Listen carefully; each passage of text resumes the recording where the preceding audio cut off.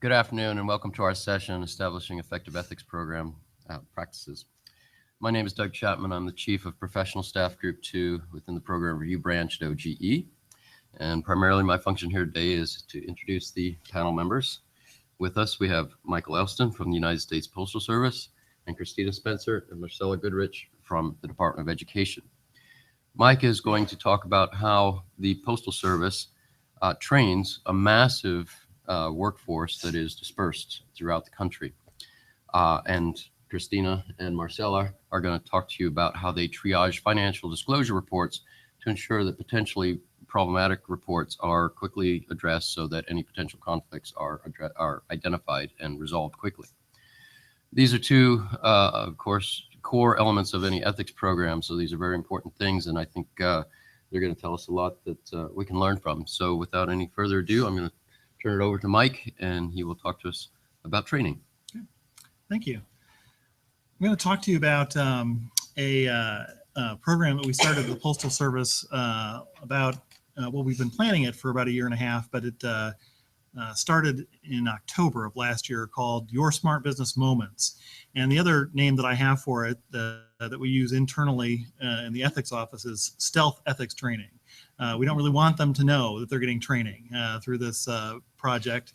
Before I go on, I tell you a little bit about the logo. And Natalie Bonanno from our office is in the audience. She had a big role in putting all this together. But we wanted to do something different. I don't know how things are at your agencies, but when we have a PowerPoint presentation at the Postal Service, it always looks the same. The corporate communications people are somewhat I was going to say fascist, but that's probably not an appropriate thing to say. They're serious about having the logo in the right place and the colors and not messing around with it. They don't want anything other than the standard PowerPoint presentation.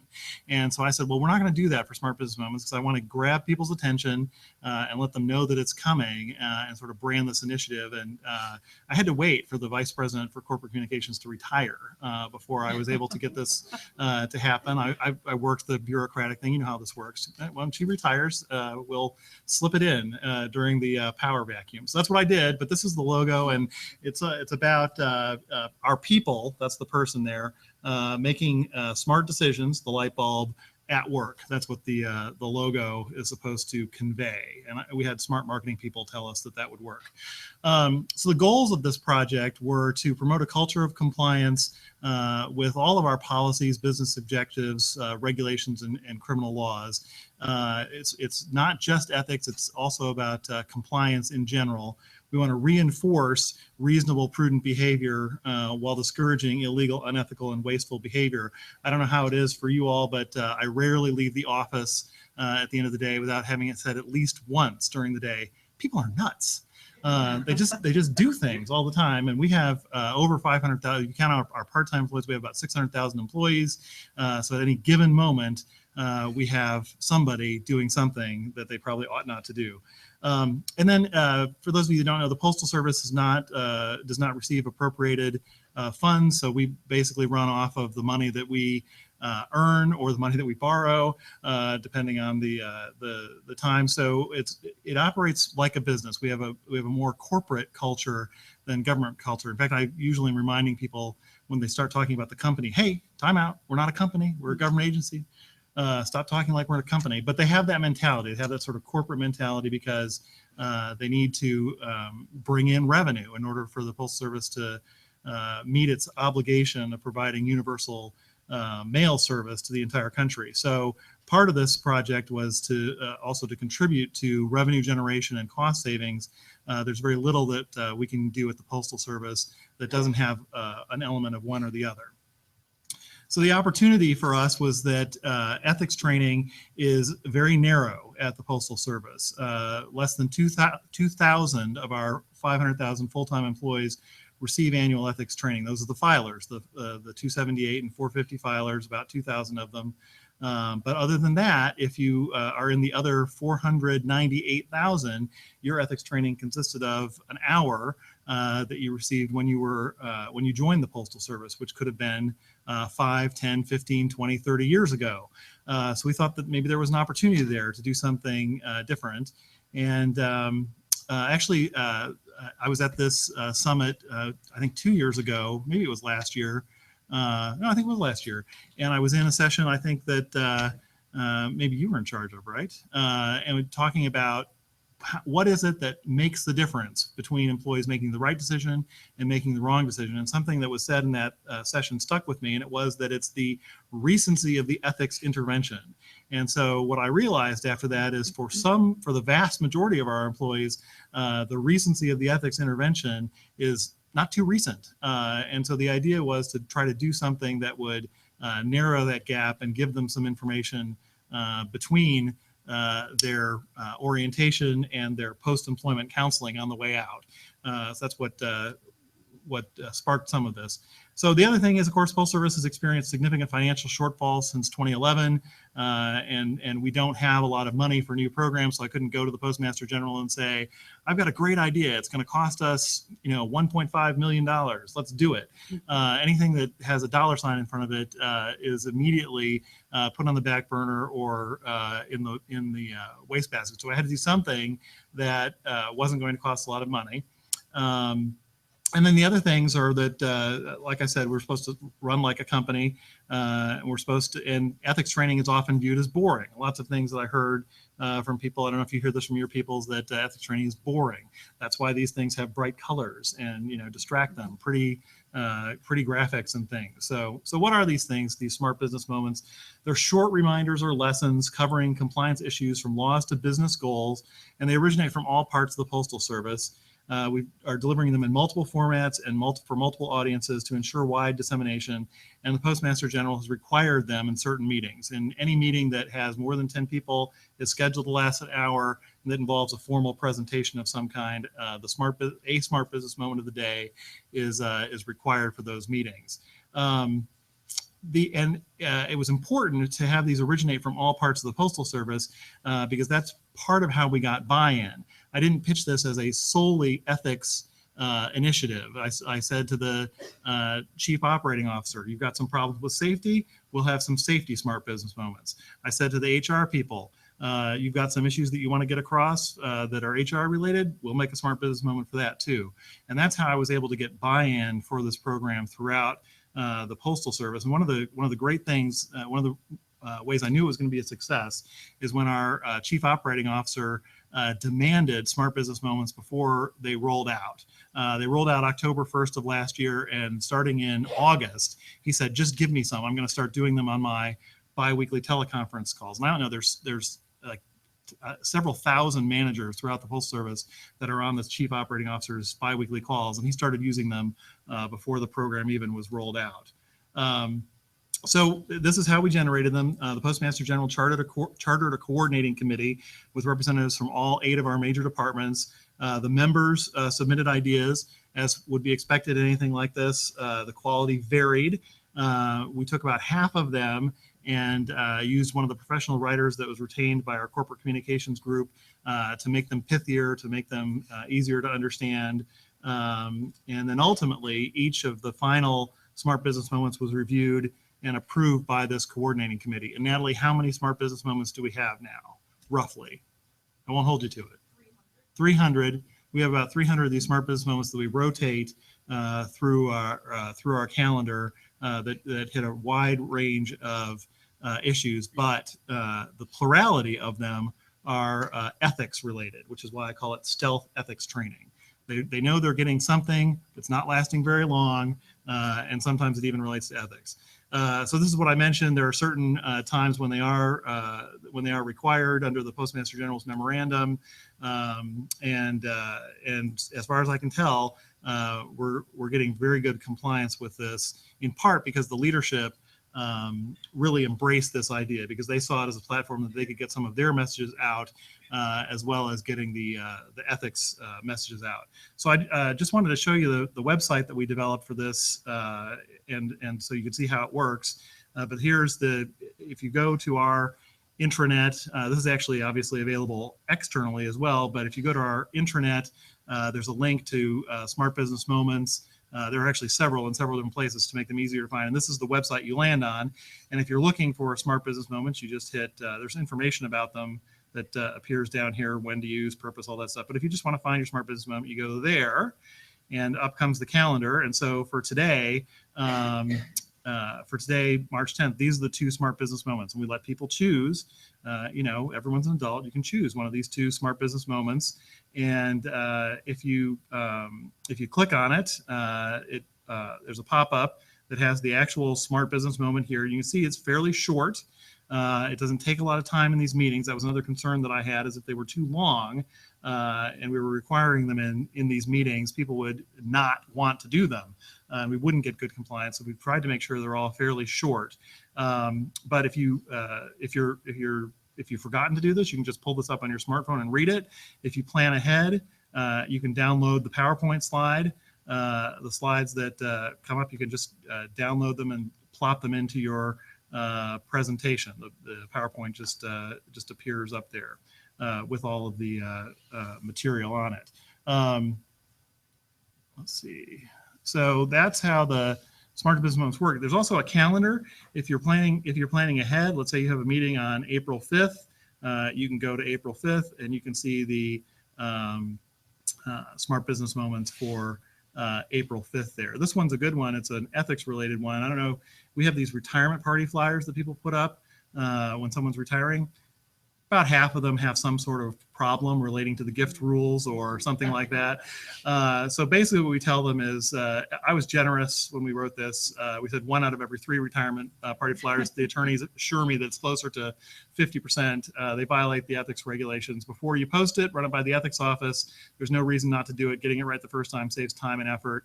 And that's smart business. All of them end with something like, and that's smart business. And again, we're trying to feed into the postal culture about this is a business. We're trying to make money here. We're trying to, sell our products. So feeding into the culture, and you all know your own cultures better than I could tell you. And that's the kind of thing that we did. We sat and said, what's our culture? What are we going to be able to communicate to folks? So for those 498,000 Postal Service employees that don't receive annual ethics training because they're filers, they're getting, we estimate, roughly a half an hour a year worth of ethics training through these smart business moments. And for us, that's a huge improvement over nothing. So that's the smart business moments thing. I'll see if I can go back to our presentation. I think that was it. Oh, here's another example of one I had in there. This is actually one of my favorite ones. It's not ethics related, but it's very postal, and that's why I love it. So all carriers are required to keep dog repellent clipped to their satchels or clothing. I bet you didn't know that. You can never be sure when it'll be needed. A satchel and dog repellent can be used to defend against attacks by dogs or other animals. Supervisors are supposed to caution carriers, use extra care in making deliveries when dogs and other animals are loose on a route. You'd be surprised what animals our letter carriers encounter on their routes. Never pet or feed a dog. Reassure a dog in a friendly manner from a distance. Keeping dog repellent at the ready helps keep carriers safe on their routes, reduces injuries from dog bites, and saves money for the Postal Service. And that's smart business. I think I probably used my time, so we'll go ahead and skip this one. We can go back to fundraising at work later if we have time, but that's what I wanted to tell you about stealth ethics training at the Postal Service. Were there any questions for Mike? What was that number again? Hours per year of ethics training you were talking about? I think we're getting a half an hour's worth of ethics training in for people who don't have a requirement. How much did it cost? I think we ended up spending between website development and the editor, I want to say around $20,000. Which, yeah, we did. Like I said, we got to do everything on the cheap. We have no money. I said one time that I wanted to go look at a facility in New York, take the train up, come back during the day, $99. And my boss said, no, we better not do that. So money is at a premium at the Postal Service. We had to do everything on the cheap. We used as many in-house resources as we could. And 20,000, 22,000 roughly, isn't that about right, Natalie? Yeah, that's about right. How is that based in delivered? So in a variety of ways, they're showing up in some of our internal communications, different newsletters and things that are directed at employees, but primarily I would say they're happening at meetings. So staff meetings, things like that for our blue collar workers, they're getting it through some of the other corporate communications channels, and not all of which we've rolled out yet, but some of them are going to start showing up on the letter carriers have these handheld devices where they scan packages, and we can scroll messages across their screens. They're going to show up there. They're going to show up in a variety of different places.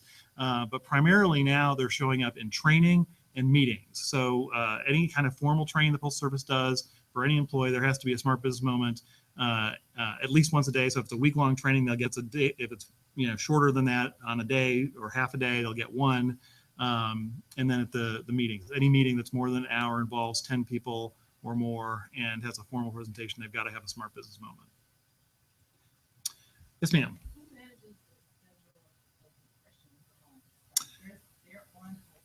Yes.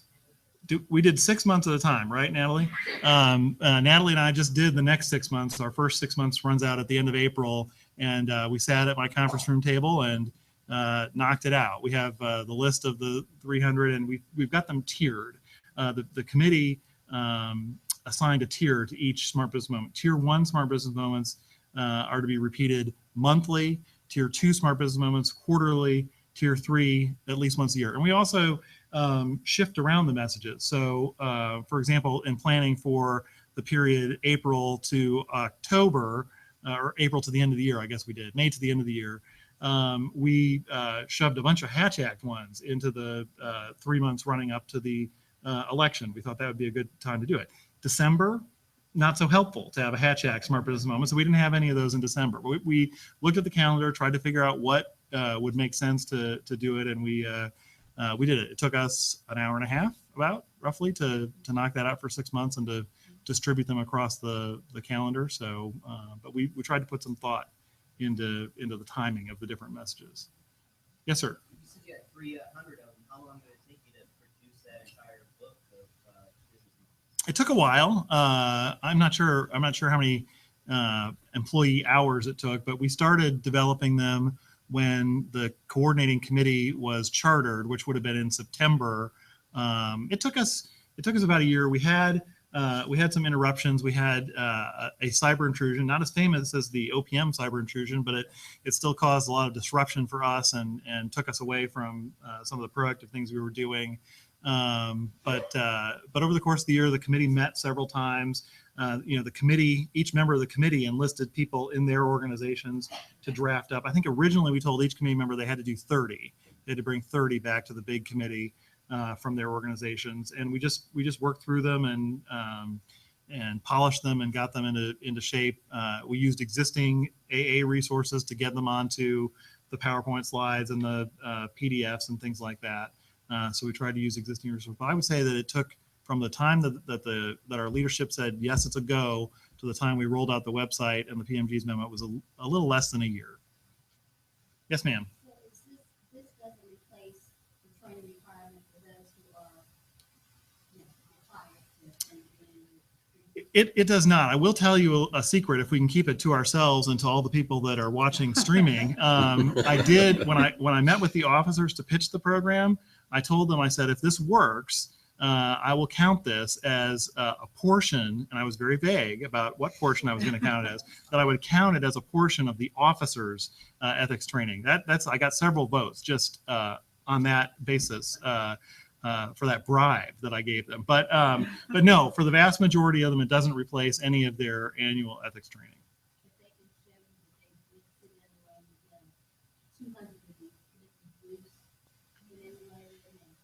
We've thought about that, and we think it's hard, and we also think our OGE friends might not think that's a good way. But we'll talk about that, and we'll see how it works, and that may become part of what we do. We'll put it in the training plan and run it by them. We don't usually run our training plans by OGE, but we might run that one by them and see if they're comfortable with that, and if they are, then it's something. And it does cover a broad range of ethics topics. But some of it's kind of hit or miss too, because you've got two to choose from on a day. So I'm not sure I'm totally comfortable with that idea, but certainly most of our filers would approve of something that reduces the amount of their annual ethics training obligation. So I haven't taken that off the table. Mike, I actually have a question for you. Have you been able to detect or have you received feedback from the employees about how the moments are being received? Do they think they're useful, the benefit? Remarkably, and the Postal Service has people that are not always 100% happy. I don't know about your agencies, but we have some people that are not 100% happy. It's a small group of people, but we have had no, this is correct, right? We have had no negative feedback at all. Not a single negative anything, not even remotely. When we have a way for people to submit their own proposed smart business moments, we've had 5 or 6 different submissions of their own sort of smart business moment, and we actually give them credit. If they want credit, we'll put their name on the smart business moment when they submit it. But my sense is that it's being very well received. Again, I think because of the leadership adoption and the Postmaster General, in addition to her memo, she talked about smart business moments at one of her executive roundtables for all the executives in the Postal Service. It's usually once a month, and she talked about it the month that it rolled out. The COO doing it on his massive biweekly teleconferences. Because the leadership has embraced it. I do know that there are some instances where the smart business moment has not occurred because people have called me or emailed me and they've said, hey, I had a meeting today and the guy forgot. So I reminded him and we pulled it up on our smartphone and we did it at the end. So, I've got all these smart business moment cops out there who, if they're attending a meeting and they don't see their smart business moment, they say something about it. So I feel like it's going reasonably well. And again, I'm shocked, but we've had no negative feedback at all. All of it's been good. Well, from OG's perspective, this is something that we would strongly encourage as a best practice. I mean, notwithstanding the issue of how it counts against annual ethics training requirements, the idea that you get these reminders out to employees, particularly people who may not get training more than once in their career, and keep that sensitivity to ethics issues going, because training is never intended to make them experts in the rules. It's just really intended to make them sensitive to the fact that there are rules. So when they want to post that retirement notice, they know that there are potential issues involved and they go talk to an ethics official about what's permissible and what's not, so that everybody stays out of trouble. So these kinds of reminders, short things about prescient issues, are very much in line with what OG would suggest as a model practice. And we have had an increase in emails to Ethics Help, our helpline. I think it's been a much busier year in the last year since this started rolling out. People are thinking about these issues and they're emailing more. We're learning more. We've sort of uncovered some things that, I don't want to go into the things we do wrong at the Postal Service, but we've uncovered some things that I don't know that we would have otherwise, which has been good also. And even our CFO said to me one time, I was skeptical about this whole thing, but I didn't know we couldn't have wine on Postal Service property. That was news to me. Great. but so even the skeptics have come around. If there are no other questions, we'll turn over to our friends from education. Great. Well, good afternoon, everyone. Again, my name is Marcella Goodrich, and I'm from the Department of Education, and this is my colleague, Christina Spencer. We're going to talk about some processes that we developed specifically for the Ethics Division, which is housed in our Office of General Counsel, in order to better help us manage our financial disclosure system. I'm going to talk about the review form. And are you able to click? Or Mike can just press a button. Yeah. Thank you. I'm going to talk about our financial disclosure review form, and then Christina will talk about our triage system for both the public and confidential financial disclosure reports. So this all stemmed from the fact that at the Department of Education, we're an agency of approximately 3,700 to 3,800 employees, and we have close to 300 public financial disclosure report filers. So when you think about the ratio, that's not so large, but considering the Ethics Division is about 9 people that actually review these forms, the ratio of forms to individual ethics official is pretty high. So you can see that when the public system starts up in May and when the confidential system starts up in February, there's a lot of work imposed upon our division in addition to the other activities that the Ethics Division executes, like our training program, outside activities, the season of Hatch Act, and all of those other kinds of concerns. So our goal was to create systems that will help us streamline and make a better process. So what we ended up creating was a review form, and essentially the review form initially started as an early adoption of the old 278, where it essentially broke down each component part of the 278 form from the cover page all the way down to the various schedules. And it essentially outlined a sort of due diligence checklist where the reviewer would have the review form, you would have that new entrant or incumbent file a report, and you would just kind of go back and forth between the report and the checklist. And it served the purpose of reminding our reviewers of the pertinent items that are reportable on the disclosure form, as well as being quickly able to catch those things that were not reported, which may not have made sense in accord with the position described by a particular filer. In addition to that, it established a baseline review per filer because our review form was going to carry over from year to year to year to the particular individual. So establishing that baseline review, for example, the spouse has a 401k with her particular employer, the next reviewer who would receive that report with that form would be able to quickly identify that something is missing if all of a sudden that particular asset or 401k is no longer reported. And as you can see from the PowerPoint, it also served as a transition tool. The review form, I'm sorry, yes? We now have an electronic system. When we initially started, we had a paper system, and I'll describe a little bit later how we transitioned between the two. So going back to the paper system, you know, it was just literally sitting with the form and matching it with the kind of checklist. And again, it went across reviewers because our review form is very much a table. So you would have the new entrant report in one section, you would have the next year and the following year, and you could essentially visually track the report going across the page.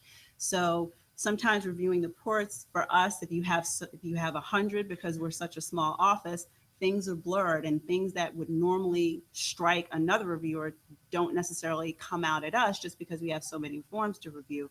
But our review form literally gave you a visual aid to just kind of go across the report to be able to identify what was missing, what was there that was new, so on and so forth. I don't know if you can see it very well, but this is just a sample of what the review form looked like. As I mentioned, it has the cover page, questions you should ask. It has a column for the new entrant report in the following year. And there's an example of Schedule A. And what's distinctive about our review form is the fact that on the further left-hand column, we put in items that are typically reported. So for example, you'll see mutual funds, or you'll see listed a defined benefit plan, you'll see TIAA craft traditional. So those commonly reported items to kind of jog the reviewer's memory as to what needs to be reported on the form are visually right there, so it doesn't create a lot of difficulty in trying to track from year to year. So for us, the form was a big success. Now, I will say anecdotally that when the form was initially developed, people balked and people complained. They said, okay, we have this high volume of reports to review, and now you want us to fill out this additional set of paper. And when we initially rolled out, I believe it was in 2012, there were a lot of complaints that we received, and my standard response was, wait until next year. You're complaining with the initial year because, you know, change is difficult for lots of people for a variety of reasons, but wait until next year. And sure enough, we came to 2013 and our review times decreased. People didn't all of a sudden have a backlog of maybe 10 or 15 reports in their office. They maybe had one or two. They were able to distribute their work better because they had a pile of the reports that were easily certifiable. They could take a day or two and get them done. And then they had the pile of those that were a little bit more difficult, or according to the relationship they had with a particular filer, knew would take a little bit more work in order to get that report certified. So for all of the crankiness and discomfort we heard in year one, year two, year three, year four was a tremendous increase. And as I mentioned, our days of certification decreased substantially. I believe they went from about 60 or so to maybe 15 or 20. Now that's adjustable per reviewer, but there was a substantial decrease. And then I just kind of smiled and wagged my finger at people and said, I told you so. And it worked out to our benefit. Now, as the gentleman mentioned, oh, I'm sorry. Yeah, how many reports are you We're talking about approximately 300 reports distributed through 9 people. And as the gentleman mentioned, we're now using Integrity. So we have an electronic filing system that takes care of the reconciliation and makes things a lot easier for us. We used a modified version of the dense form. It still serves as a due diligence checklist because with electronic filing, you have to rely a lot on the filer to, check the boxes, make sure they read the drop-down menus, make sure they have the right information. But it still serves for our reviewers as a kind of baseline to say, okay, this is where I'm starting from. I do realize this is now an electronic report, but at least I have an essentially a starting level for all filers, and they have found it to be beneficial in that way. In addition to that, all of our new entrant reports are subject to a second level review. So not only does the ethics official sign off on it, the DAO also signs off on all new entrant reviews. So that initial report and form is good for the DAO because then she can see what the baseline is for that particular filer, and her certification or second level review of those reports has been substantially shortened as well. So for us, it was a very successful endeavor. Any questions? Well, and then how many 278 reports? Electronically, This year, it's everybody. Right? yes, it's so so as of January 1st, all new entrant files are mandatory for us to be filed in Integrity. The number is a little bit skewed just because we have some new people coming in and we have a lot of new people coming out. So I would say it's hovering at around 250 right now. Yes, all 278 filers. And I'll turn to Christine. And I'm going to talk about our triage system for financial disclosure reports. As Marcella said, we have a small staff. There's a staff of 9, including our boss, it's 10. And it's difficult to keep up with the volume of reports that are received. We have about 1,200 450 reports and 300 278 reports to review every year. And we needed a mechanism to ensure that the review and certification of these reports would be timely and wouldn't just be sitting around. If there's any like low-hanging fruit where you could easily certify them. And it also prevents any one reviewer on our staff of being overwhelmed with a large number of reports. So we sat in a room and came up with ideas of how we could come up with a process to help achieve this goal. And with that came our triage system. And so we have 2 triage sessions, one for 450 reports and another for the 278 reports. Basically, there's 2 team leaders, one for 450s, one for 278s, and each of us has a team, and we meet in a room every week with our team of reviewers. And we review all of the reports, either the 450s or 278s that have come in since the previous week. So that gives us an opportunity to look at least preliminarily, every report that comes in within 7 days. So the reports in triage are reviewed like for technical deficiencies as well as any glaring conflicts of interest. Reviewers make notes of this on the file, and then if there's any ethics advice that's immediately needed, we'll put a sticky note on there, or if there's an outside activity request that's required, missing information that's needed from the filer. And so when that report is ultimately assigned to the reviewer has the benefit of looking at the notes and saying, okay, well, this one, is a priority because they need ethics advice or need to fill out an outside activity request immediately. Or, these over here are ready to be certified. All of the information looks good. So it really speeds up the time of certifying the reports. It also provides the opportunity for reviewers to ask questions about items on a report, and it often leads to group discussions about the conflicts analysis for different types of assets and financial holdings, since everyone's in the room at the same time and can discuss. And so, as Marcella mentioned, we are using Integrity for 278s now, and that has kind of altered our triage system for 278s. Reviewers may either bring their computer, we all have laptops, so they can bring their laptop with them to the 278 triage room during triage time and review their assigned reports in Integrity, just like they would the paper files, or they can go ahead of time when the report is assigned to them in Integrity. It's assigned on a rolling basis, so they can go ahead and immediately triage the form, or they can wait until the triage weekly scheduled meeting. So the triage report or triage system for us, it has been very helpful. Like I said, all reports, either 450s or 278s, are at least preliminarily reviewed within 7 business days upon receipt from the ethics division. Reviewers have the opportunity to discuss and participate in discussions about different topics and holdings that we see on the form, and disqualification language. It allows an even distribution of reports to be assigned, and it decreases the likelihood of a backlog of uncertified reports.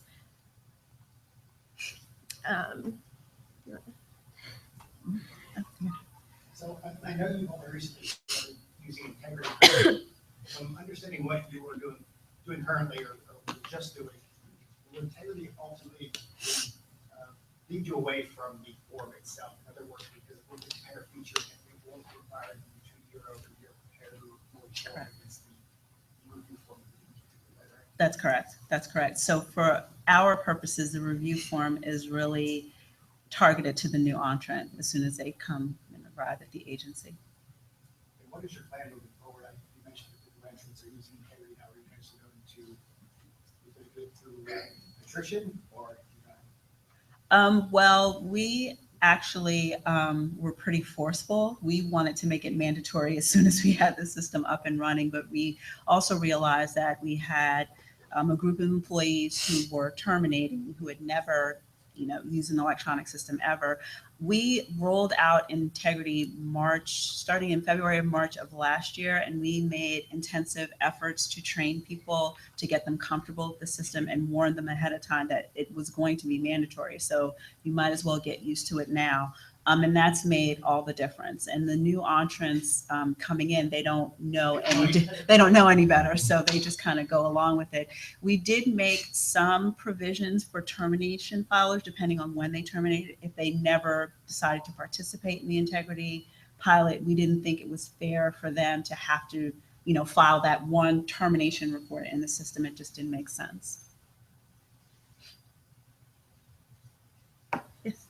The triage sessions you mentioned, how long do those last? They're scheduled for about an hour, and it depends on the filing season. So like right now, 450 triage is lasting probably the whole hour. I handle the 278 one, so I don't really attend the 450 one. They're probably about an hour. Probably an hour. Right now, 278s are out, they're coming in periodically. So right now we actually haven't had like an in-person triage. It's just been electronic since we have, most of our filers are now using Integrity. But I think about an hour per triage session at most. I'm just wondering if that would be effective for an agency with thousands of 450s menstrual paper. How much time they're coming in baskets like mail carts, how is that? For those who are listening to us live streaming, the question was about whether or not the triage system would work for large volumes of reports, because there are agencies that literally get hundreds and sometimes thousands at a time.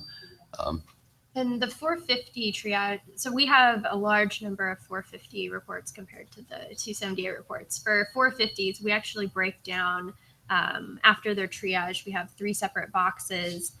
One for forms that are ready to be certified, so like the low-hanging fruit. where it appears that everything's reported correctly and compared to the last report, nothing's missing. So those are ready to be certified. Then there's the forms that go to our specialists to gather more information from a filer, and then forms that go to an attorney because they need ethics advice. And so by identifying the different types of reports, it really speeds up the process for certifying the reports. Are the 9 ethics staff full-time ethics? Yes. Yeah. Well, Marcia, so we have one who's person's part-time, part-time. but she's always there. But she's not part-time ethics. She's a part-time employee. So they only handle ethics related, like forms, ethics questions. They don't do any other type of like attorney work. Nope. Okay.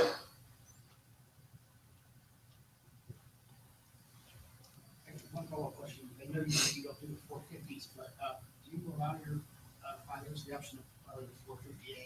In terms of triage, I thought getting a 450A was 3 times easier to cut back on that one. We do allow our filers to submit the 450A, but it's on a schedule. So it's only after a certain number of years that you're allowed to continue to file it. And we're currently in a year where it's not being accepted. Yeah, exactly. Could you repeat the question for the people? Oh, I'm who are sorry. listening? Yes. Sorry. I just wanted a clarification. When you say you have 9 employees who are participating in this triage effort, are they all attorneys? So the question was, the participants in our triage system, are they all attorneys? 6 are attorneys and 3 are ethics specialists.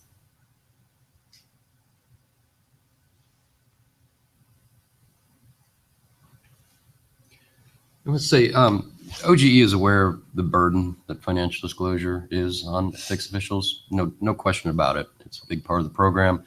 It's a labor-intensive part of your program. Anything that you can do like this that makes it easier, it's worth investing a little thought into these kinds of systems and procedures and processes. Our intent is not to make it hard for you, and we wholly endorse people looking into alternative methods of reviewing financial disclosure.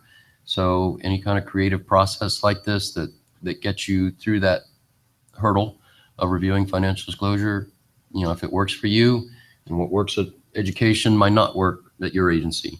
But if it does, more power to you. And if there's something else that works better for you, then we would suggest you work on that as well.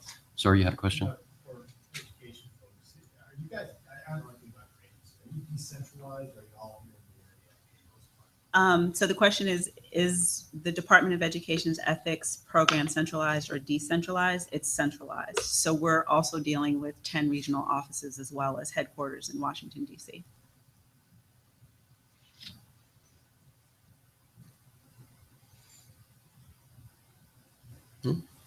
Any other questions? If not, thank you.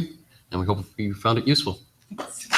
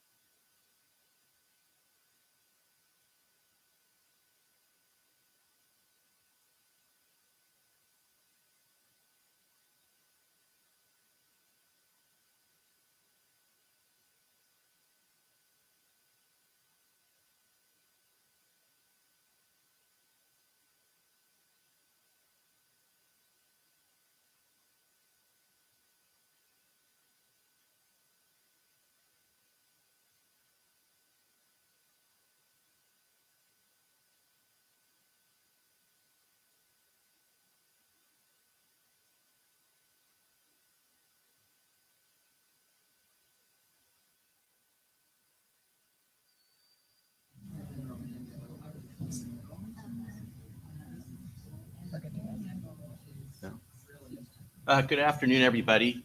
Thanks for coming out. This purpose of the course today that we're presenting will be sort of a basic course about post-government service, post-government employment, and it's primarily going to cover 18 U.S.C. 207 A1 and 2. So for those of you that know, that's the lifetime and the 2-year bans.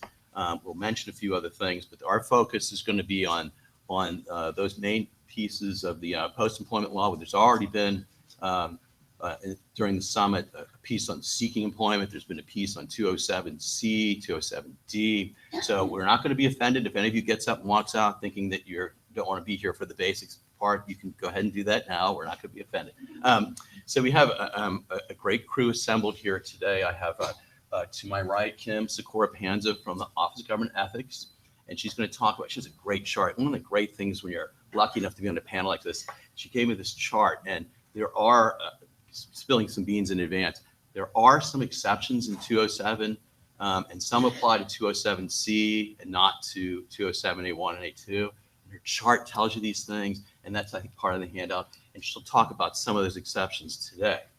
And then to my far right, somebody I worked with, gosh, for 15 years or more, is Vince Salamoni from the Office of Government Ethics. And Vince has been the driving force behind this. He's got a wonderful hypothetical we used based on some more current events. And his presentation and questions will be a test to see whether Kim and I were effective as teachers. Because if you can't answer those questions, then we may flunk as teachers. So we're hoping that we're hoping that we'll be effective, and that this should be a nice way to get across some of the concepts in an area of the law that's a bit arcane, requires a lot of facts, and but I think you won't be disappointed. So with that on hand, I'm going to go ahead and start, because it seems to me the best place to start going through the elements of these different criminal statutes that we're going to talk about.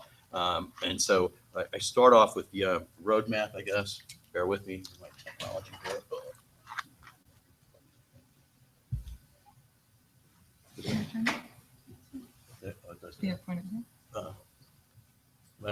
Thanks, Vince. Okay, so our roadmap obviously makes sense to talk a little bit about the purpose of the restrictions. We'll also talk about federal employment restrictions. As we said, we're not going to talk about foreign restrictions, private restrictions. It's just going to be these limited restrictions. Then the purpose of the restrictions, if you don't mind. I think we got it now. I think you got it. Press the right button. Okay.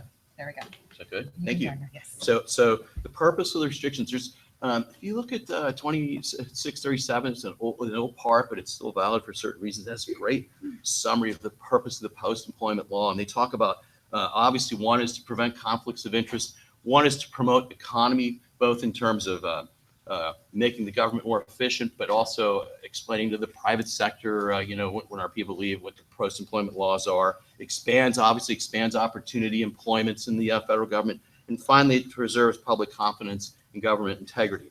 And so obviously our mission is to try and explain these rules to you today. I usually tell people, it reminds me of, to paraphrase Mark Twain, my secret agenda is to dispel the famous myth, there's 3 great lies in America.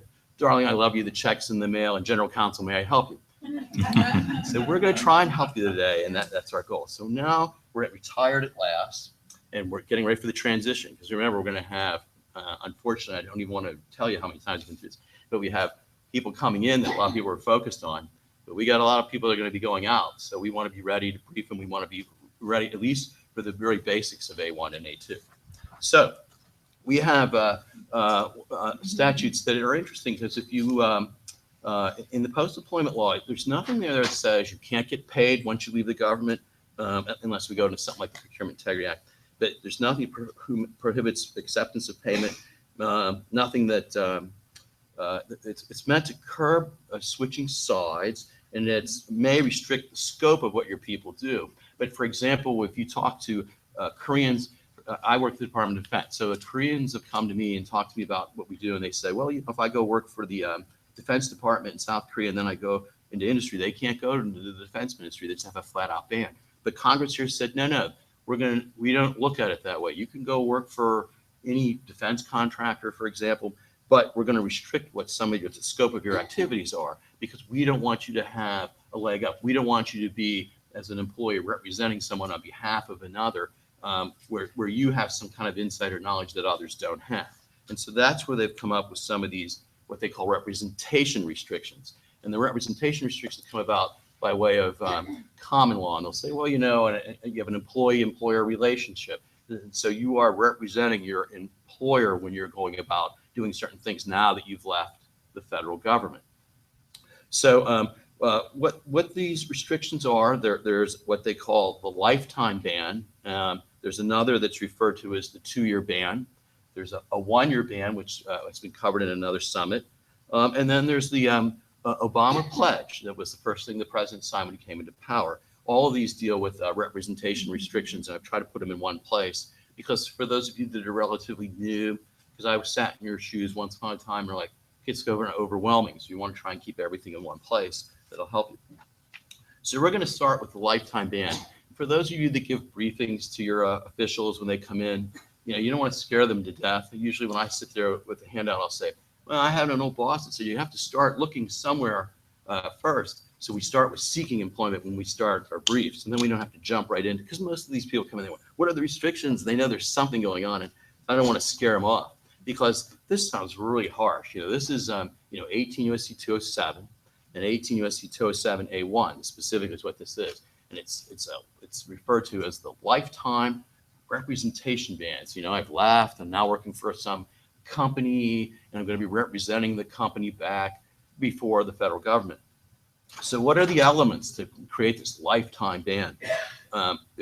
You're acting to communicate or appear on behalf of another with an intent to influence regarding a particular matter involving specific parties where you participated personally and substantially as a federal employee. So you got a lot of big terms there, and we're going to define some of these, and they'll help you as you go forward.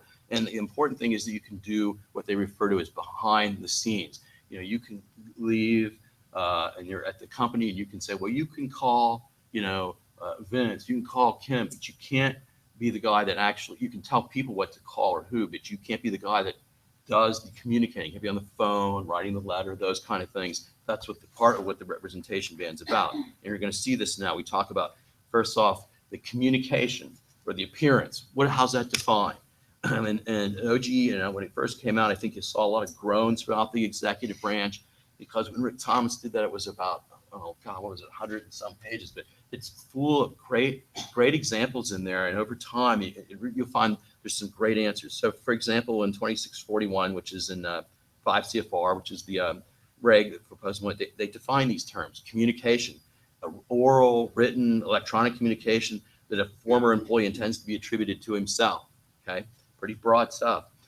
There's no requirement that the former employee be recognized by a current employee. Appearance, physically present could be enough to create an appearance to meet this definition of communication or appearance. And behind the scenes assistance, I have written there, beware the third party intermediary. There was a case. We have a course that we teach in my department for new JAGs, and we do a desk book, and it's on. If you go into Google, you type standards of conduct. Our website comes up, and we have a desk book for all the different ethics topics we do every year. And one of them is post-employment. And in there, I have a little discussion about this opinion from the Justice Department that came out. And it involved this political appointee. He retired, and he argued that he was representing back to his old department on a marketing study. And remember, we're talking about representation statutes, right? So he wasn't representing anybody but himself, which he's allowed to do. And there's no restriction there because he's representing himself. Except what it turned out to be is he formed his own LLC, and he was the president, vice president, treasury, and secretary. And their OLC, obviously they went to prosecute him. So that's why you got to be careful of the third party intermediary. And I have a little bit more about that I'll share with you in a bit. So the next term we want to look at is intent to influence. When is it present? When is it not present? So this statute, a way to look at it is, it's like a lobbying statute. You're trying to influence the department.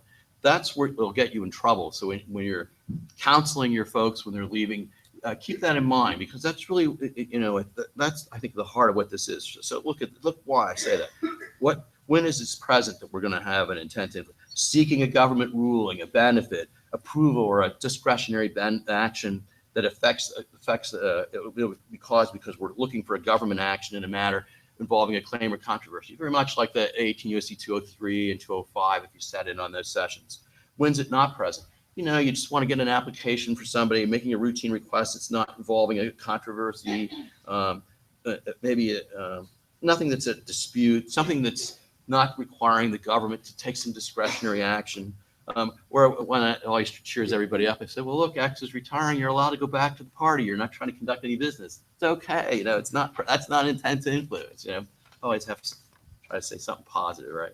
So, so you back to intent to influence, mere physical presence. For the longest time, I think, especially for my department and for civilian departments, probably would be the equivalent of an SES. We have our officers, they'll leave, they'll come back, and there's always this tension of, well, gee, he was my officer, he was the general, he was the admiral, he was the flag officer, he was the one that was over me, and now they're sort of intimidated by that mere presence, and oftentimes that's enough to constitute a mere physical presence to mean intent to influence.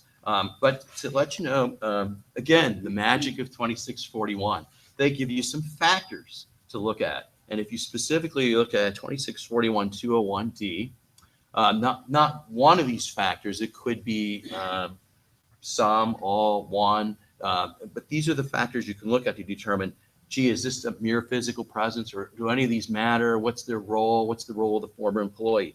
And they'll say, for example, if you're working behind the scenes and you permit your name to be on an application, that's not trying to lobby against the government. That's not trying to influence the government. That's just a factual statement that X is going to participate on this study. So that's okay. But some of the other factors, did the former employee have authority to make decisions? Did he have substantive responsibility in the matter?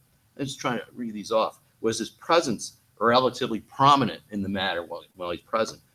Is he paid for making this appearance by showing up in the room? Will others make reference to the views of the past or present work of the employee? Is he there for more than just informational purposes, or is he not there for the legal presence, or is he not there before maybe the subordinates aren't even there? So all those factors are kind of helpful when you're trying to figure out about mere physical presence. My general advice is don't let them come, and that way it's a lot easier to deal with. But at least you have some factors to go for, which is good. The next term that we went through at the beginning was a particular matter involving specific parties. And you'll see here that we follow the definition of particular matter that you see in 208, and it's in the regulation. It talks about judicial or other proceedings, applications, requests for rulings, determinations, contracts, claims, controversies. I think it's a really good list of what an investigation, but generally it doesn't include rulemaking, formulation of general policy, standards or objectives, or other matters of general application. In other words, we're dealing with, this is a bigger term than in 208, they only talk about particular matters when you're looking at a conflict of interest. But here we're talking about particular matters involving specific parties, and there is a difference between the two. In 2641-201H, they talk about, well, it would not include matters of general applicability such as legislation and rulemaking most of the time. International agreements may or may not, depends how specific the claim is, but there always must be specific parties at all relevant times. So it has to be a party matter. So you're saying, and I have a few more things that are coming up here, but if it's let's say it's the budget, and you're thinking, oh, well, look at all the people that are affected by my department's budget. Well, if you look at 2641, the budget is not a party matter. It's internal to the department. But what would be some good examples of a party matter? So we go to contracts, grants, agreements, for example. There's parties there. It's not just that it's a particular matter. It's a particular matter involving specific parties. There's someone from the outside, and I can give you a litany list here, but generally, these are good examples. Some of my folks will say, oh, Jeff, so it's just a contract, and they don't realize some of the other things it could be. For example, for those of you that have to deal with like foreign companies that want to take over something that's really important, it's was it state, commerce, justice, us, Homeland Security, and they want to take over the main telephone line between Japan and North America. That has to go through something called the CFIUS process. to make sure that it's not going to put in jeopardy something that we have.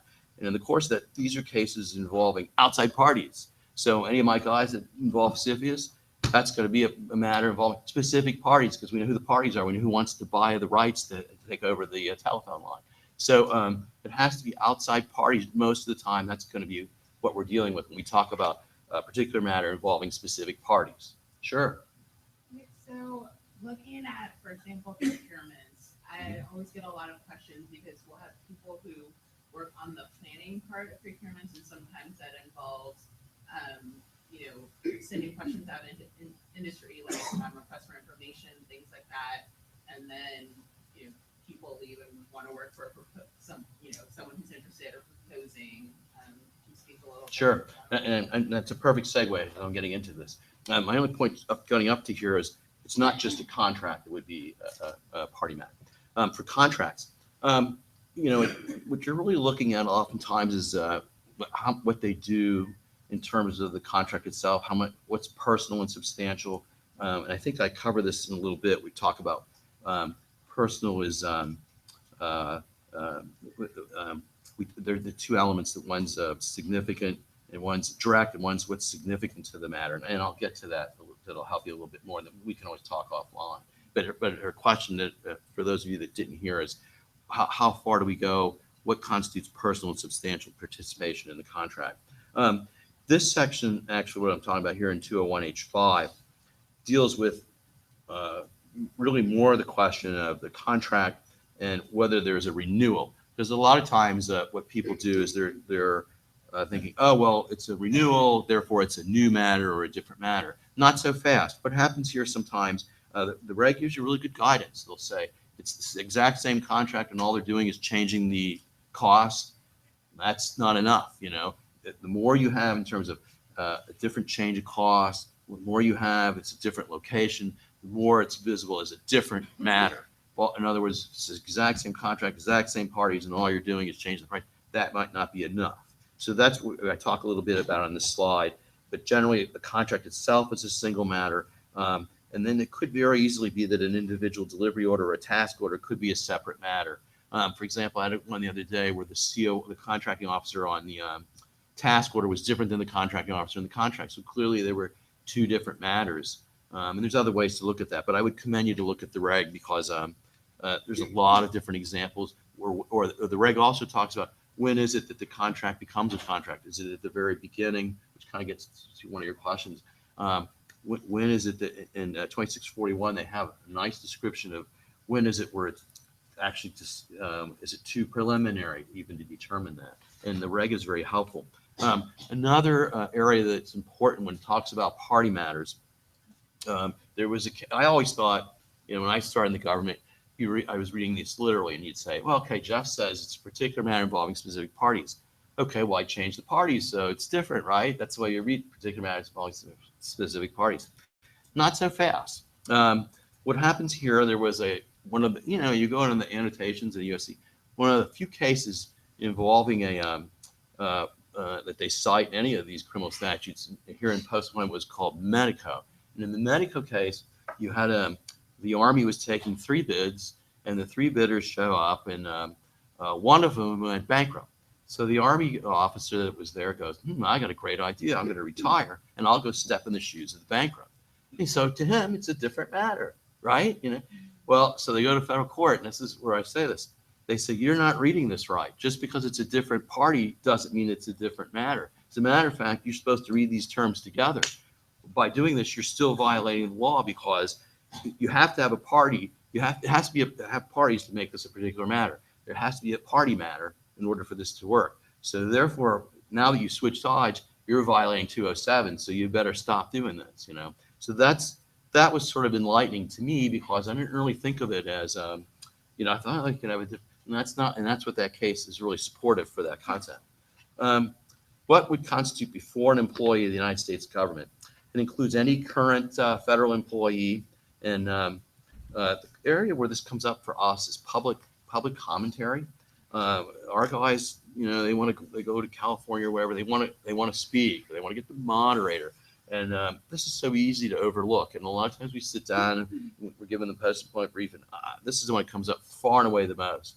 Real easy if my guy retires, doesn't want to work for anybody for 3 or 4 months, not representing anybody, no issue, right? Okay, but what if he's been asked, not by the government, because he can't obviously represent, so he's asked by a non-government sponsor to get up and speak. So here's what the rule is. It says, okay, he can go to this, but there's got to be a large number of people, and the majority, a significant number, I believe, is what the reg says. And when I used to talk to Rick Thomas, who wrote this when he used to be at OGE, he used to say, it's got to be significant, Jeff. It can't just be a bare majority. It's got to be something like, say, 65% of the people can't be from the agency. So you want to have, so of course, how practical is that? You're telling your guy, well, just make sure they're not there. You have to tell them, try and find out in advance who's going to be there, get kind of a list of that kind of stuff. On behalf of another person, a person is broadly defined in the reg. It can be an individual, it can be a corporation, a company, an association, a firm, a partnership, society, joint stock company, or any other organization, institution, or entity. That comes right out of the 201. It does not include the former employee himself, or necessarily a sole proprietorship that's owned by the former employee. But as I say that, keep in mind that I use this as a tip. A lot of times, if there's it should be the same taxpayer ID. So you have when your guy comes to you, hey, I'm going to do sole proprietorship. You think off the top of your head, no problem, right? When they have a different taxpayer ID, it's probably a different entity. Probably won't find that. I have found that myself for sole proprietorship, and that's what saved me on this one time. But most of the time, it's going to certainly be different if it's an LLC. But just be wary of that. And to me, that's the easiest test to show if it's a different tax number. This the issue of personal and substantial. To answer one of the questions, this comes up too. What constitutes personal and substantial? And as I mentioned earlier, it's participating personally and substantially be directly and significantly by decision, approval, recommendation, rendering advice or investigation. And it includes actions of a subordinate if actually directed by the former employee. There's more examples of this, both in the 208 and also in the regulation and in 2641, where they talk some more. But I didn't want to really get into specifics right now because I cover some other things. Okay, so we've talked about the lifetime ban. We've gone through all the elements, and coincidentally, we got the exact same elements now that we go to 18 U.S.C. 207 A2. Same elements. What's the difference here? Well, we have, can't have an act where we communicate or appear on behalf of another with the intent to influence regarding a particular matter involving specific parties under the official responsibility during the last year of government service. So I'm not going to go through the elements again because we just went through, okay? But we have the difference with this as opposed to the lifetime ban. And by the way, in the lifetime ban, once the matters, it's not yours life, as I say to my guys, it's not yours and my life, it's the life of the matter. Once the contract's over, once the CFIUS case is closed, it's over. The lifetime ban's over. So they kind of feel a little better and take a little breath and sigh of relief when you explain that to them.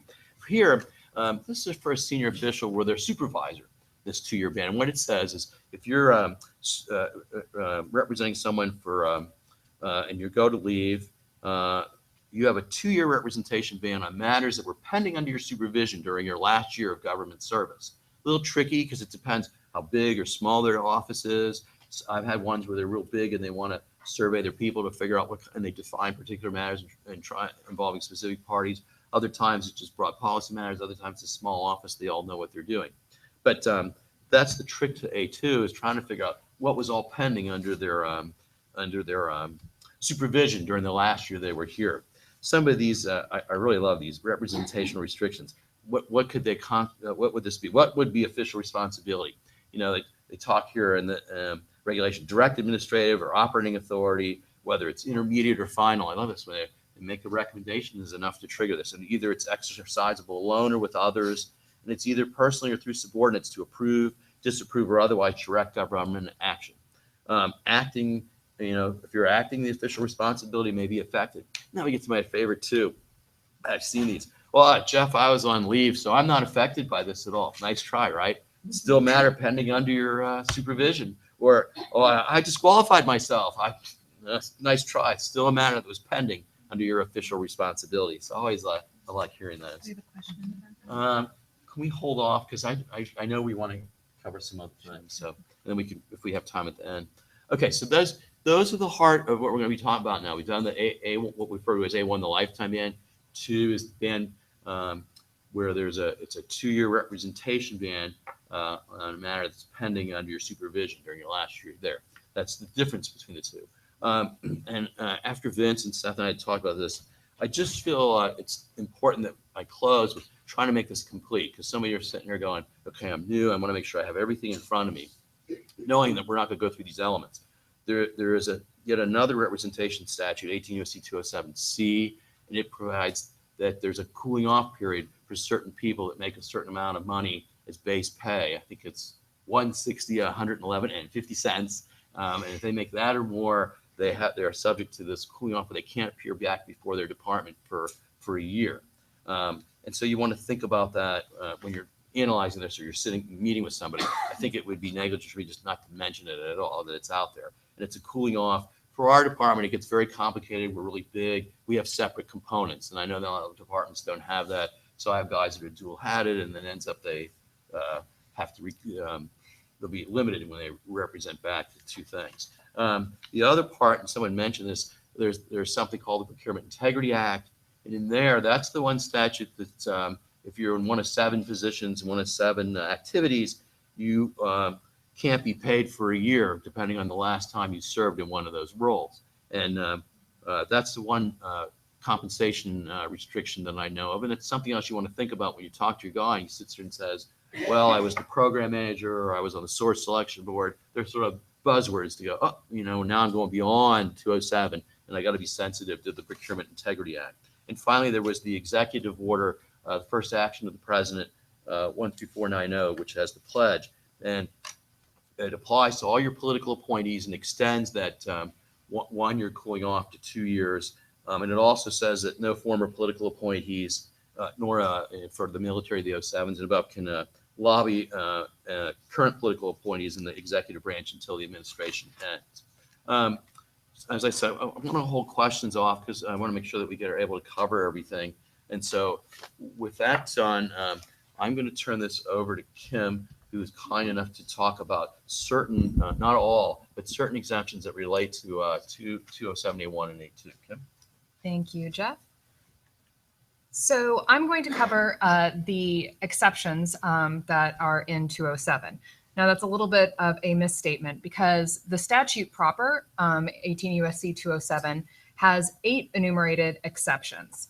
But as I'll go into on the next slide, not all of the exceptions are applicable to the A1 and A2 restrictions. So since we're covering A1 and A2 primarily here today, I'm going to focus on those specific exceptions that would be applicable. I also wanted, so there you go, not all of them apply to A1 and A2. I also wanted to note that there are a fair number of miscellaneous exceptions that are scattered throughout the United States Code in various places. And I just wanted to point that out. We list them in 2641, some various other miscellaneous exceptions. I just wanted to point that out because I think it's important to be mindful of those. They're miscellaneous. They don't frequently come up, but I've had a few questions recently where the Indian representation exception, for example, might have come into play. So, you have your reg book. Just make sure you take a look at those when you have a 207 question, just to see if any of those come into play. So Vince mentioned a chart, and I have to say that I cannot take credit for it because I poached it from slides that another colleague had done on a 207 presentation, because frankly, I couldn't think of a better way to set out these restrictions. So no credit is due to me, but this chart is a good graphic illustration showing the 207 exceptions. So we have these 8 exceptions. I have them up on the screen. But as you can see with these little X's, not all of them apply to the A1 and the A2 restrictions. So the reason why, they don't apply, what else do they apply to? When you blow out the chart, you can see that some of these exceptions are applicable to the C and D or C, D, and E restrictions. So I mentioned that, just for your frame of reference, that there are other exceptions. The ones I'm going to focus on today are the ones that are highlighted here because they're going to be the ones that would be relevant for an A1 or A2 restriction. But, as ethics officials, be wary because you might say, well, gee, there's a special knowledge exception or a state and local government that we're working with here. Don't get tripped up. Make sure that you have an exception that's applicable for whatever 207 restriction you're talking about.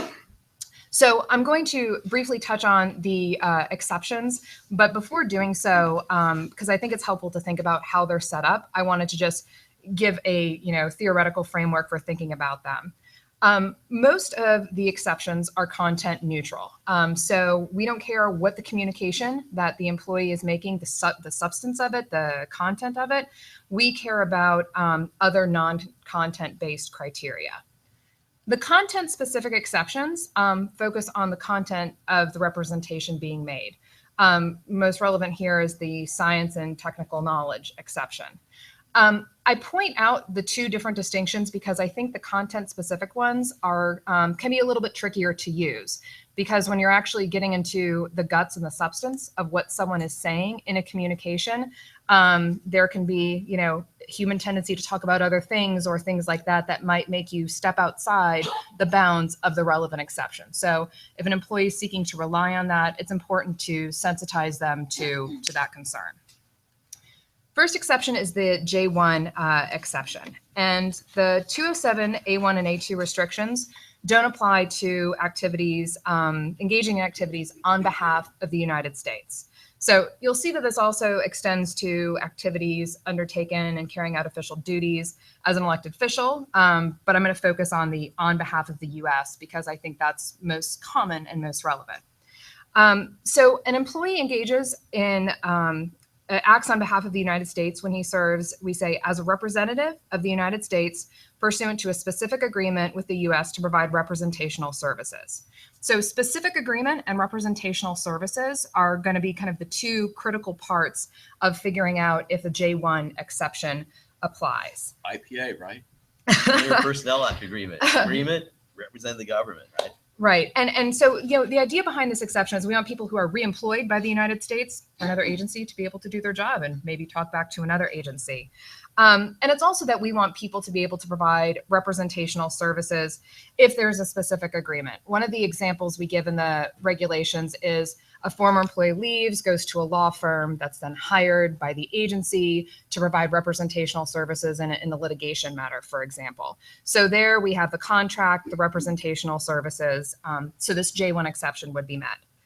Now, I think it's important because it might not be intuitive, particularly to employees who are leaving and want to understand their post-government restrictions, to note that just because the government might benefit from the employee's communication doesn't mean that we're going to fall under this J1 exception. And this admonition that I have up on the screen is taken straight from our regulations. And basically it notes that just because you're performing work funded by the government or in response to a contract initiated by the government, that doesn't mean you're acting on behalf of the United States for purpose of this exception.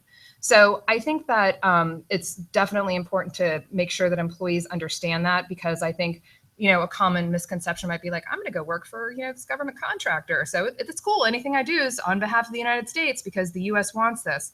And that's not, necessarily going to be the case.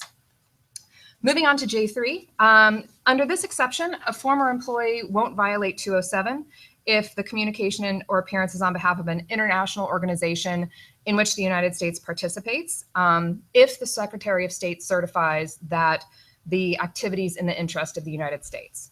So two things to keep in mind here. The certification has to be done in advance. So let's be forward looking on this. You can't come back after the fact. And if this situation comes up or you hear from an employee, I'm going to work for X international organization, you would contact the Department of State because they have a list of the international organizations that would be relevant for this restriction. So you would work with them on getting this sort of certification. NATO, good example. The J5 exception, and I apologize that I'm cruising through these, but I think I love Vincent's hypothetical and it shows how all these things come together. So I'm cruising through these simply so I can preserve him sufficient time. So the J5 exception is the content-based exception that I mentioned earlier. And under this exception, a former employee can make a communication solely for purposes of furnishing scientific or technological information. So has to be solely for scientific or technological information if certain requirements are met. So they either do it in accordance with agency procedures. OGE leaves it open for agencies to set their own procedures, whatever procedures the agency would like to set for this. Or the alternate way is if an agency doesn't have established procedures, they can consult with OGE, publish a certification in the Federal Register that covers, these things that I have up on the screen, which I'll just let y'all read. Because I wanted to focus for this exception on the content, because that is the crux of the exception. So what do we mean by scientific or technological information? If you look at 2641, we talk about what we conceive of would or would not be covered. It's basically things that are technological, engineering information, things related to the natural sciences. And we say that it wouldn't be stuff that's associated with non-technical disciplines. So things that I might find more accessible probably wouldn't be covered under this. So law, economics, political science, social sciences. We say that that is not the type of subject matter that would be covered underneath this exception. The only other thing that I wanted to note here is that I emphasize in italics the word solely above.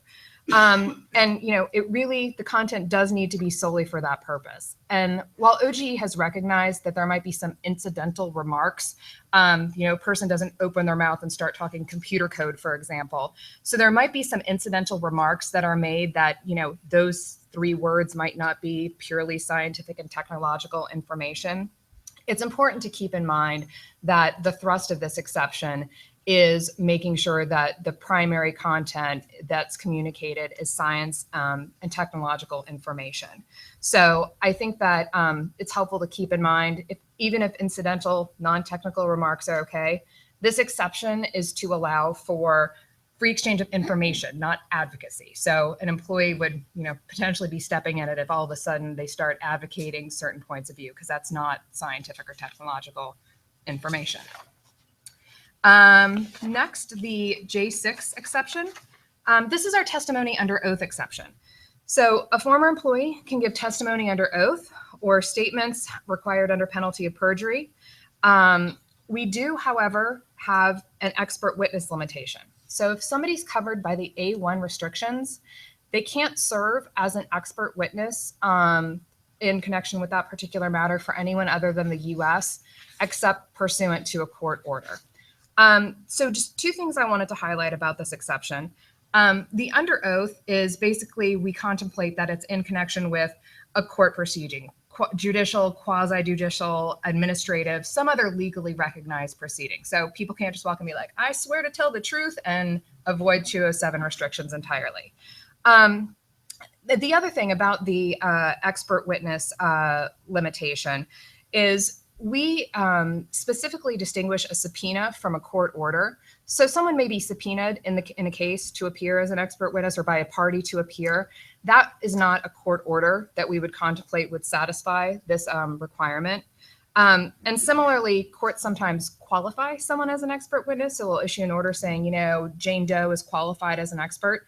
That's, again, not the type of court order we're contemplating. It would be a court order compelling that person to testify as an expert witness. So again, fact witness testimony treated different than expert witness testimony when you have an A1 restriction.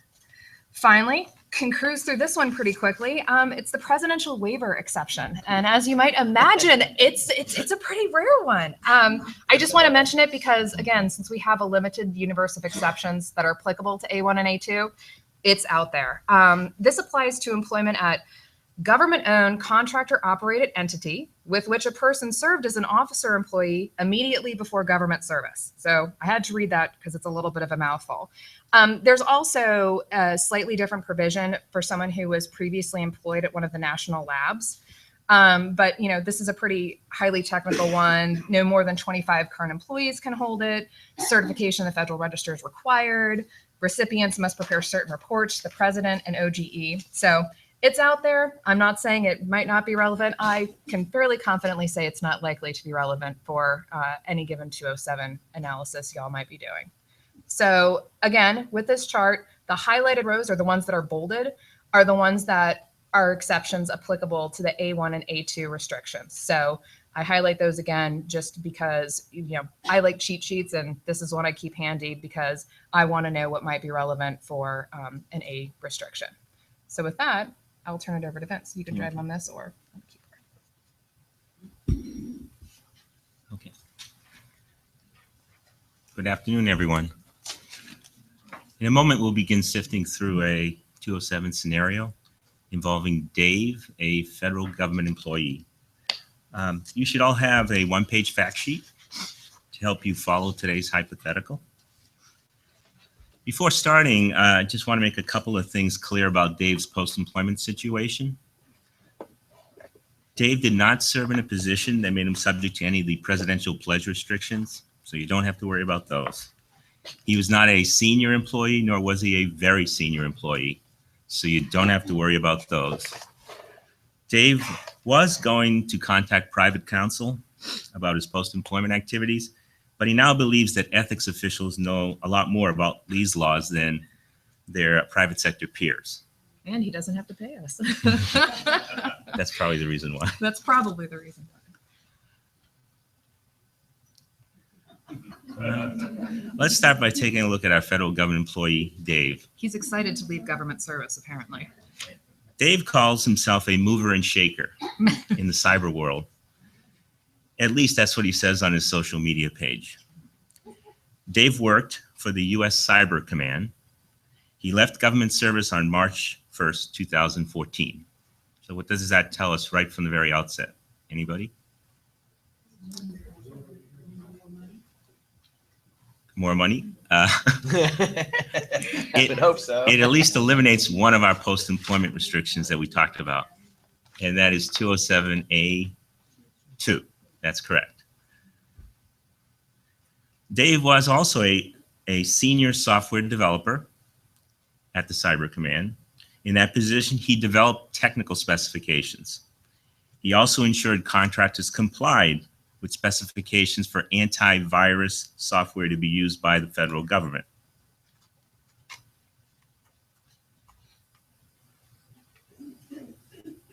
Okay. Specifically, Dave reviewed specifications for the antivirus software we're calling Omnibus to be developed under a sole source contract with the government. It's not like integrity, right? But we'll learn a little bit more about Omnibus in a minute. Terminix is a cutting-edge provider of antivirus software and cyber intelligence systems. Terminix was awarded the contract to develop the Omnibus antivirus software. And Dave worked on that contract as a government employee. In a minute, we'll learn more about the Terminix contract.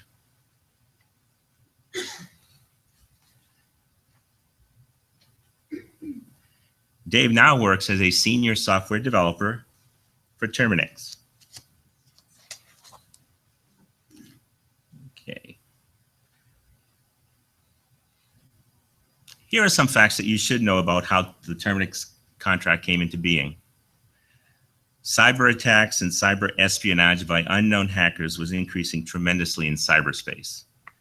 Many government agencies were increasingly the victims of these sophisticated attacks. High-profile web security breaches were affecting many government agencies.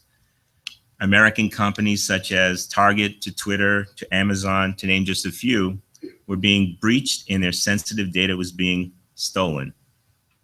Then this happened. The U.S. Office of Government Ethics site was taken offline by unidentified hackers, an act that deeply affected the president, according to media sources. Such that the president, in his State of the Union address, promised to take bold action to deal with the threat of cyber terrorism by lawless hackers. In addressing a joint session of Congress, the president said, "When one of our most cherished institutions for maintaining public confidence in government, OGE, is hacked, we have no choice but to act."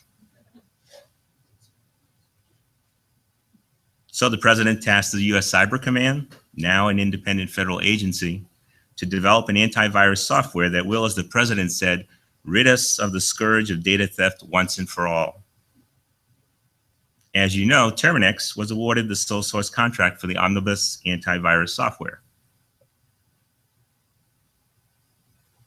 Software rating agencies enthusiastically supported the president's initiative and pledged their support.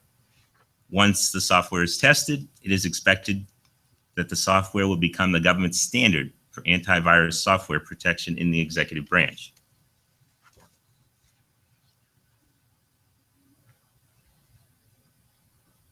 Since those events we just mentioned, there's been a new development in our story.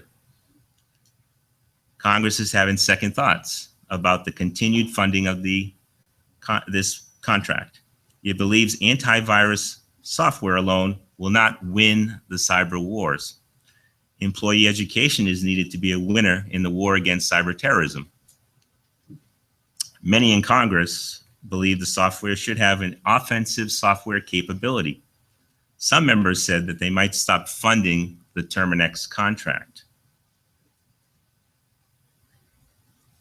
These concerns were underscored by Senator Sadie Jefferson's remark on the Senate floor, which had broad bipartisan support.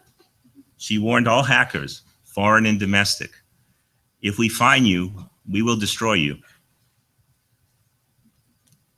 This is serious stuff. Cyber Command wants to get ahead of this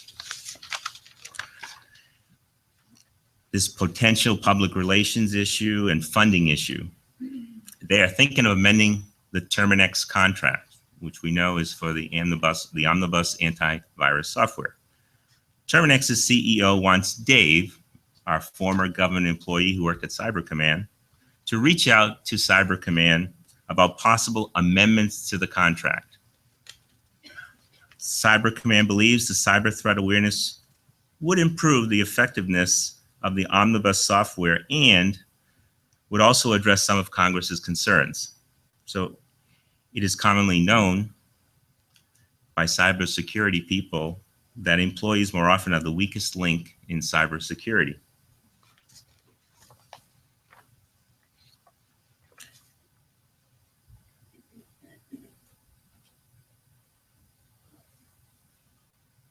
Can Dave contact Cyber Command about amending the Terminix contract to provide for cyber employee awareness education? But what do we know at this point from the facts that we presently have? Dave would be making a communication if he meets with employees of Cyber Command, which is a federal agency and is his former employer. An intent to influence would be present in a preliminary discussion about possible amendments to the Terminix contract. Dave may influence the scope of that future amendment. And Dave did personally and substantially work on the Terminix contract in his former Cyber Command job. Do we have enough information here to make a decision as to whether or not Dave can contact Cyber Command? Okay, somebody said no. And why did you say no? One thing to remember from the prior one is that in general, we know that simply amending the contract typically is not enough to make you safe. But we saw in the prior slides, they were talking about going beyond his original scope of work, which was strictly defensive if they didn't make it into offensive weapon.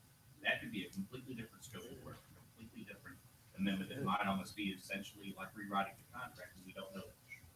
So if you're the amendment, we're not assuming any offensive capabilities. It's just taking the existing contract, correct me if I'm wrong, Vince, but we've got the existing contract, the existing defensive capabilities with a change to add employee training.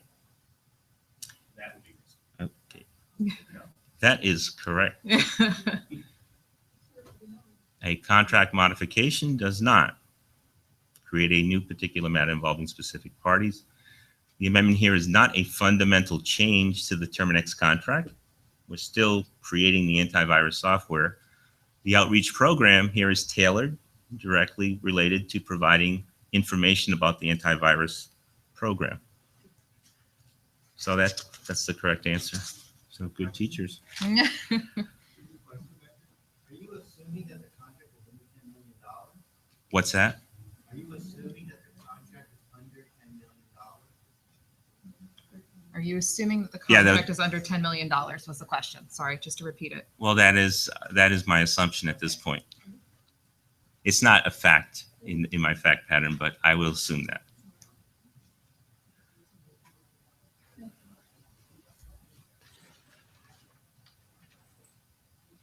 Okay. Can anyone? Just a quick question on that. Would it be like 2 feet by half if instead of modifying the contract, there was a new contract? Oh, I'm coming up to that. You're getting ahead of the fact pattern. Okay, that's very, very good. Okay. Can anyone think of any way that Dave may be allowed to participate in this meeting? He previously personally and substantially worked on the Terminex contract, and the work itself, we're saying the amendment would be considered the same particular matter in this case. So which block is most correct here? Some people say no, some people say maybe. Anybody say yes? Anybody want to call OGE on this? Phone a friend. Okay, well, there's a correct answer there in that group. Okay. Maybe is probably the best answer here. And this will give us an opportunity to apply the statutory exceptions that Kim just went over.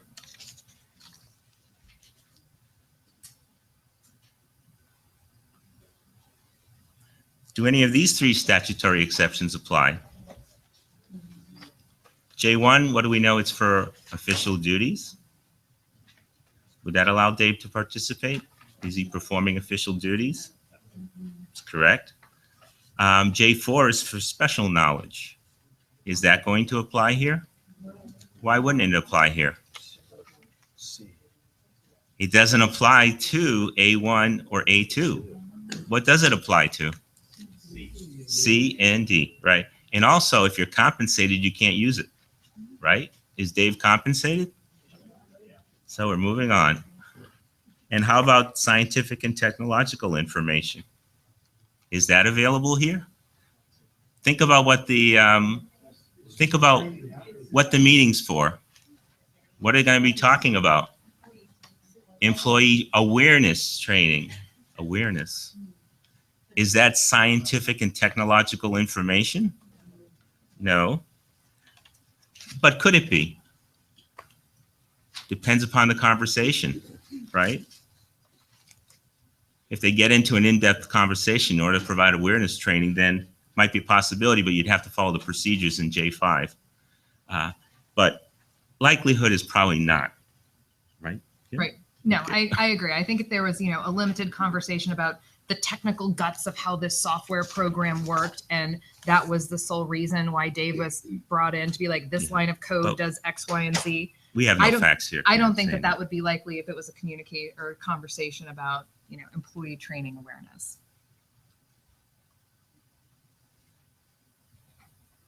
Possibility? Okay, we already talked about that. But what if Cyber Command wants to go with a new contract, as was mentioned earlier, to provide for an antivirus software that has an offensive attack capability, like Senator Sadie Jefferson wanted? Such a capability would enable Omnibus to proactively search and destroy computer systems of any and all hackers who try to attack the United States. Is Dave Bodfram representing Terminex on the new contract? Well, what core question needs to be answered? You said whether it's the same matter. Is the current Terminex contract essentially the same particular matter as the enhanced offensive capability software that's being contemplated for the second contract? Well, what would we look at?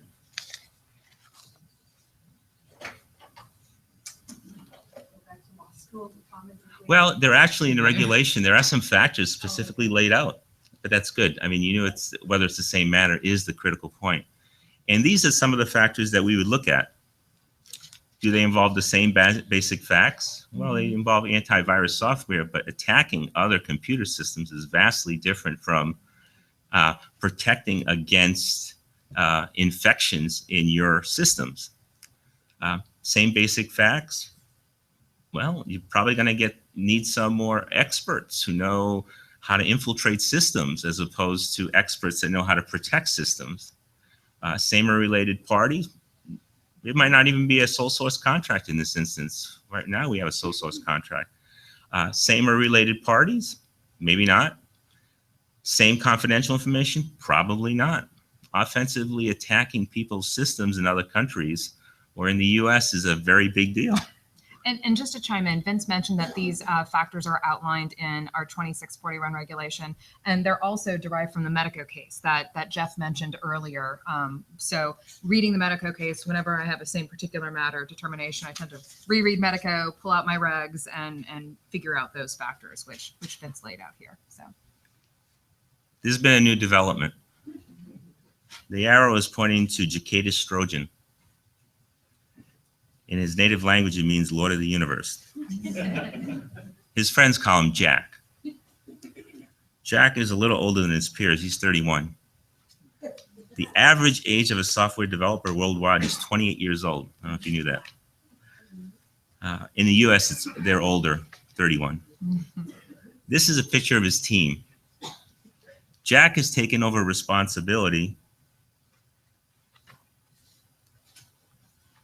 for developing the Omnibus software as its new project manager. Jack wants Dave to be part of the inner circle, his go-to guy and lead software expert. He asked Dave to go with him to his first meeting with Cyber Command to discuss the Omnibus software. He says to Jack, don't worry about the 207 thing, because I will do all the talking. wait, we have a question in back, please. Yes. Back to the other one, do you have to go through that analysis to prove a new contract? The On question. this, in the previous one, yes. Well, you would. I mean, if they think, Just real quick, the question was whether you would have to go through the same particular matter analysis if it was a new contract, an entirely new contract. So, yes, you would in that case, because they were contemplating creating a new contract in that instance. And so if there was a new contract and they actually created a new contract, then Dave, you'd have to analyze whether or not Dave could participate in that new contract. And that would depend upon whether or not Dave had worked on that same contract. So you have to make the analysis as to whether it's the same particular matter. And we have some guidance at OGE that, in many cases, a new contract would be a new particular matter, but it is not a hard and fast rule that just because you have a new contract that it's going to automatically, by definition, be a separate particular matter. Generally, a contract will be a particular matter involving specific parties, but sometimes it can be divided depending upon how large the contract is, like these huge umbrella contracts, for example, where it can be divided in certain ways. But in this case, it's a contract to develop, in this case, antivirus software with an offensive capability. So it was very limited in this case in terms of what we were looking at. Okay. So So can Dave, in this instance, attend the meeting if he agrees not to say anything at the meeting? So what do we know here? Okay. We know that Dave is not going to make a communication because he's not going to say anything at the meeting, right? Further, he will not be imparting or transmitting information of any kind to Cyber Command employees, correct? Yeah. Right. So where is the problem? He's not going to be talking. He's not going to be sharing information. What's the core question that we're concerned about here? Oh, presence. Someone mentioned presence, and presence is very important. We call it, is there an appearance? Right? So these are the elements of an appearance.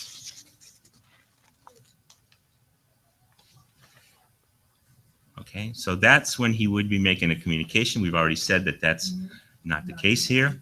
So here are the elements of an appearance. Okay, physically present before an employee of the United States in a formal or informal meeting. An appearance need not involve any communication. So in this particular case, is Dave making an appearance?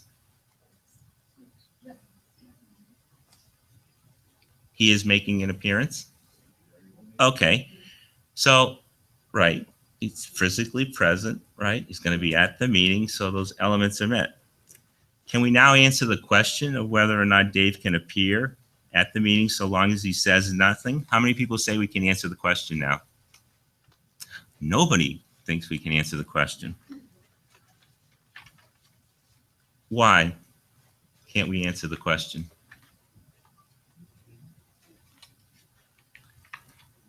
Is there some other element, core element, that we need to be concerned about? Okay, that's very good. We're concerned about an intent to influence here, right? What is an intent to influence?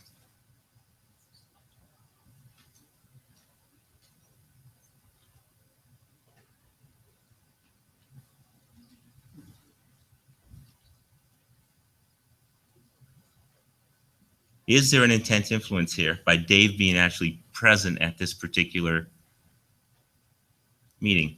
You can infer that there's an intent to influence. And how are you inferring that? Well, what's the purpose for him to even show up at the meeting? So what is, Mute? right, and what is his position here?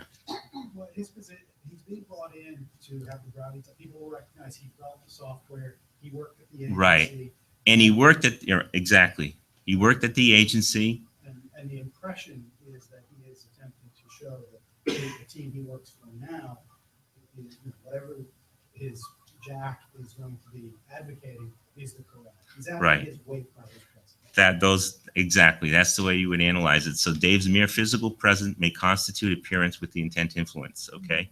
And there's a list of factors that you can look at that particular regulatory site on the slide. There's been a new development. To make that assumption, that before you list this, they can go back and better help the team understand the language. I can't So hear the you. question was, would you make that assumption? What if Dave was simply showing up to, interpret the language of the technical things that they were talking about and then bring that back to his team? Would you necessarily infer that his mere presence was there to influence? I think given his status, I mean, if he were someone that was providing ministerial services, but I think giving his status here as the lead software developer, I think you can infer an intent to influence here. And I think that they're Just his mere presence is going, just his mere presence there is going to affect those government employees. He might have supervised them. Right, that's one of those factors we mentioned before. Are there subordinates there? Is he paid to be there? Is he paid just to sit there and be a ministerial, or is he paid to have, Yeah, there are what is the reason he's there, so. I checked that. All those factors I read off earlier. And why is he there versus some other software developer who presumably speaks the same language? Understands that working with the federal government a little bit better. He was involved in other, contracts. He could come back and work with the. Well, he can do, yeah. I mean, But the thing is, the concern is the intent influence there. And he will have an effect on the employees. Well, I mean, it's a factual determination. Behind the scenes. Right. Sure. It does not have to be physically present at the meeting. He might have supervised these people that he just by his mere presence there might inhibit them in some way from saying things. And the point that was raised up front, I'm maybe repeating things that y'all already heard, so I apologize, but that sort of assistance of he knows the federal process, he knows how the agency works, that stuff, that assistance can be provided behind the scenes. He does not need to be physically sitting there in that room, staring at his former employees in order to provide that sort of assistance. And so arguably that would be a factor suggesting that that is an intent to influence, that we have Dave there, not another computer programmer who can understand the technical things that they might be discussing there, that they can then bring that information back to Dave at, Terminex headquarters to then get assistance behind the scenes. Okay, we got to get moving because we got very little time here. Okay. Okay, so there's been a new development. Dave was told not to go to the meeting. Jack has decided to essentially wear his new Google enhanced glasses at the Cyber Command meeting. All the top executives wear these Google glasses.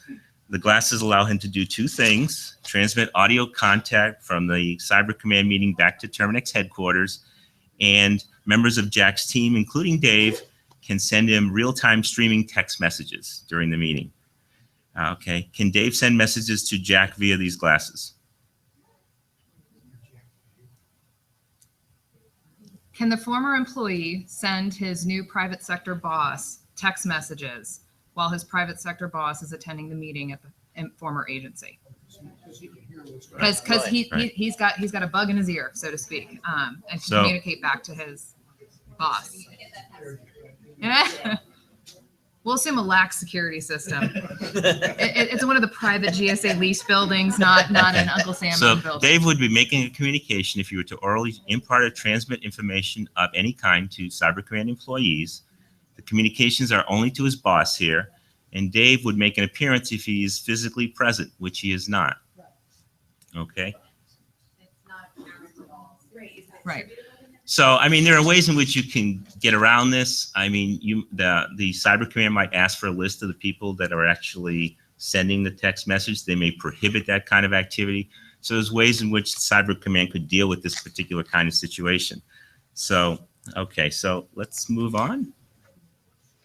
Okay, this is Dave's friend, Don. He's a Cyber Command employee at last year's Save the Earth Day party.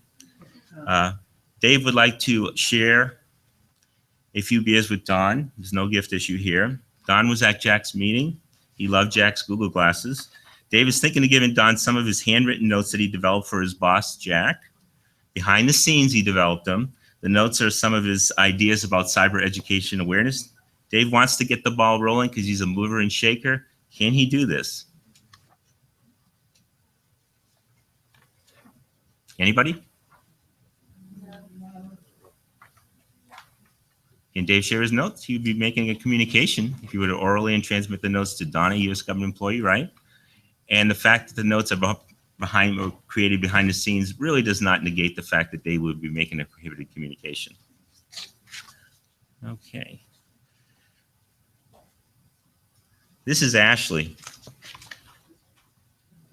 Ashley is Dave's best friend in law school. Ashley works for Senator Sadie Jefferson as the senator's chief of staff. She wants to meet Jack at a local downtown restaurant in downtown DC to learn more about the omnibus software and cyber awareness issues. She also wants the names of people in the know who she can contact. Can Dave meet with Ashley to discuss these matters? Can she? What core element are we most concerned about here? Is this an employee of the U.S. according to 207 regulations? Not an executive branch employee is what I'm hearing. Right? If you look at the definition, a U.S. employee is defined as the president, any current federal employee who is detailed by any agency, independent agency, or federal court martial. Congress, staff member is okay. It wouldn't be considered to or before an employee of the United States. Okay, we have to move on quickly here. Okay, this is, I remember Jack, the boss there, the project manager of Terminex. Jack wants some bullet points for his next meeting. He asked Dave to get him the specification documents that were discussed at the last meeting. Can Jack call someone at Cyber Command to send him those documents? What core element are we most concerned about here? Dave is just asking for some documents that his boss wants. Can Dave ask Cyber Command to provide him these documents? I hear a lot of yeses there. Is it made with the intent to influence? What should Dave do?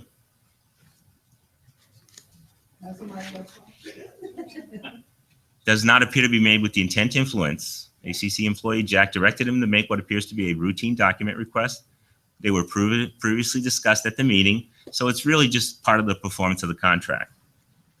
Okay, we're moving on. I got 5 minutes. While making the document, Dave is told that the documents may contain classified information. Okay, Dave is familiar with the classified information. He knows the he believes there's an exception here. Should Dave press on and get the documents? Why not?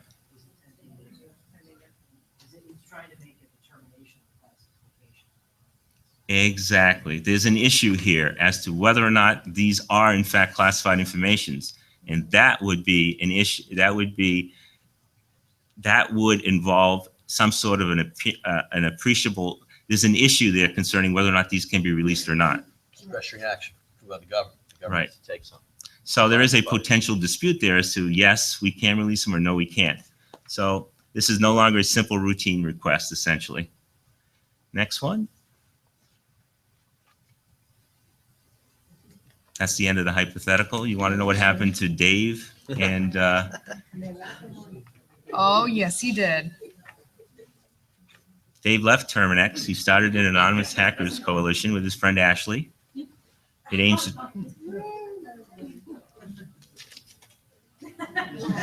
couple married and made over $10 million in placement fees last year.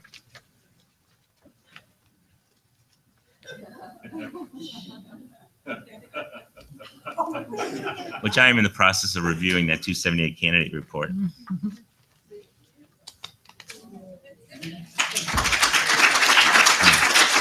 I think that's all the time we have. Sorry I had to rush through that. And we don't have much time for questions, so it might be easier to come and see us. I know someone asked at the beginning about when does a contract become a contract? And I didn't want to take up our time.